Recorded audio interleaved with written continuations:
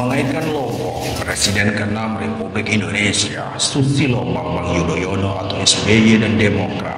Sebagaimana judul utama dari video ini, tentu kita akan memulainya bukan dari sejarah masa lalu Lombok dan segala hal yang terkait dengan Lombok semata. Bukan, sekali lagi bukan. Melainkan masa lalu yang tidak bermaksud melupakan sejarah sebelum Lombok menjadi salah satu destinasi internasional yang kini menjadi kebanggaan Indonesia, bahkan dunia, dan juga kita-kita yang ada di Lombok.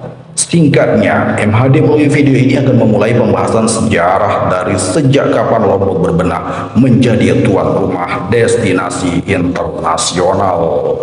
Tentu saja karena Lombok menjadi destinasi itu sangat menguntungkan bagi pertumbuhan ekonomi masyarakat Lombok, walau pemerintahan di tahun-tahun terakhir ini sedang tidak sejahtera. Salah satunya bisa dilihat dari ketidakmampuan pemerintah daerah memanfaatkan peluang mengumpulkan dan memanajemen PAD hingga menyebabkan daerah belum mampu atau sempat terlambat membayar hutang-hutang kepada pengusaha yang ikut membangun daerah.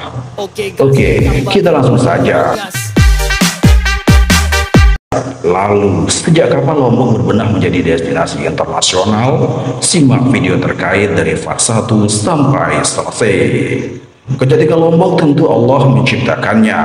Allahu alam entah tahun berapa Allah ciptakan Lombok ini. Ada gunungnya, ada pantainya, ada budayanya, dan juga adat istiadat, serta keunikan penduduk atau warganya. Semua yang dimiliki Lombok tak akan pernah bisa dikunjungi internasional tanpa kiprah pemerintah dan partai politik dengan pengurus dan anggota dewannya yang memperjuangkan Lombok. Pemerintah di Lombok tentu saja tidak cukup untuk memoles Lombok hingga menjadi yang seperti sekarang ini.